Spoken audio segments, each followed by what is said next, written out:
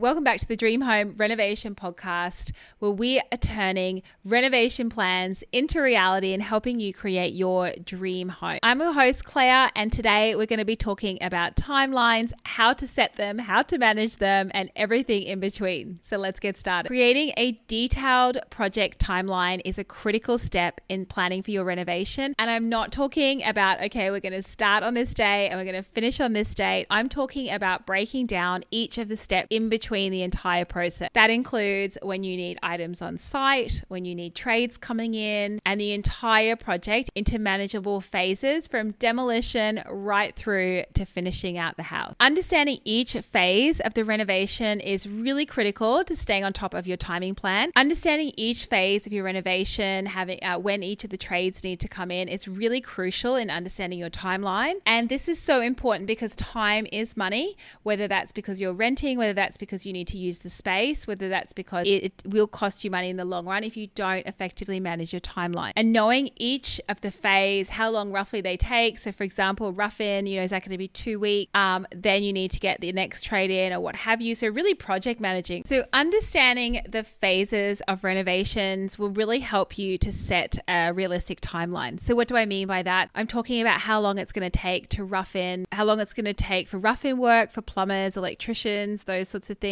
Painters, how long is that going to take to paint, prep the house? Every single skill set requires a different timeline, and by trying to get to grips with that and understanding that as best as possible will help you to manage your timeline. And speaking of deadlines, it's really important to be realistic that things will happen. Inevitably, the trades that you have coming in aren't sitting waiting to come into your house to wire and plumb and do whatever they need to do. More often than not, you get put on a wait list, and it depends on when that next person is available to come out and do that work. So even if your plan is really nicely knitted out and you've given them notice, they might not actually be able to make it there that week or that month. And so you need to put a buffer into your time plans. Same way you do for your budgeting, a contingency of time is so important.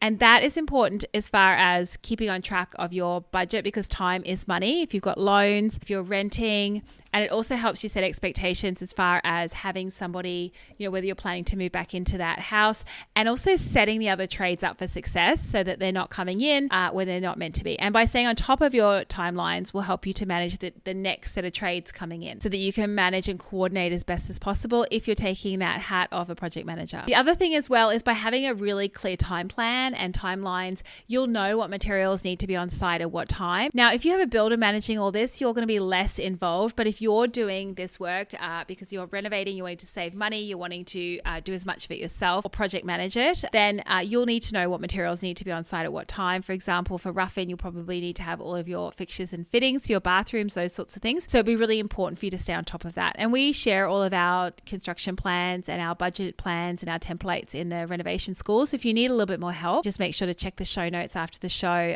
You can click the link and check out more information with regards to that. And unfortunately, delays and setbacks, like I said, they're all part of the process, which is why it's important to have a contingency plan. So if you are renting, got your renovation plan down to the day it's meant to finish, don't be giving the keys over to your rental property the next day. I would give yourself at least a month or two just to buffer that from a timing perspective, just in case you end up having to move back into the house when it's not ready because you've given up your rental. So you just need to stay on top of those timelines. So balancing renovations and daily life can be really stressful, and this is part of that planning process. So if you're going to be renovating your kitchen, you then need to think about what contingencies have you put in place while that renovation is going on. If you're renovating a bathroom, do you have other facilities that you can use? Are you planning to move out? Are you planning to bring in some kind of temporary fixture within the house? So these are things that you can plan for with a well-defined, well-planned out timing plan. And it means that you won't be caught by surprise when these things do happen. So ways and tips just to be really efficient in planning is just to stay on top.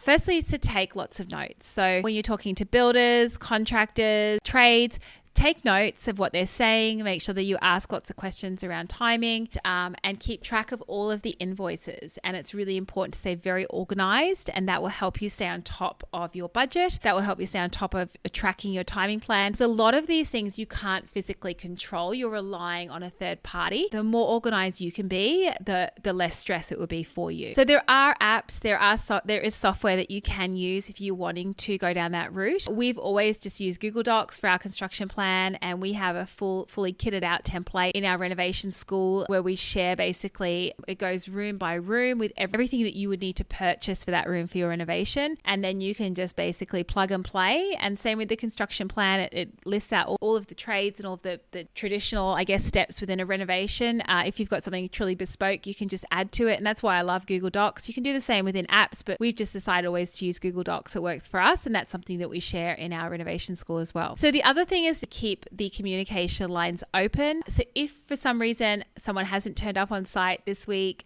which will happen, it happens quite a lot actually, stay on top of it. Sometimes we have had to call, when we have been renovating this house, we had to make multiple calls to the plumbers to get them in to do their final fixings on some of the rooms, because they've got so much work on. You're not their only client, and you're probably not their priority. And that's just the reality. Sorry, I don't want to sugarcoat it, but that's just how it is. My advice, don't be shy to continue to call. Just be aware that you're not getting overly aggressive, but you want to be relatively assertive with those timelines. And, if you're calling them and they're getting annoyed by you and they're like, just fit them in, then you've got your job done and they're on site and it's done for you. So that's a great result. So as we wrap up today's episode, you can have all the templates in the world. The main thing is really just getting to grips with your role and how you're planning to manage your renovation.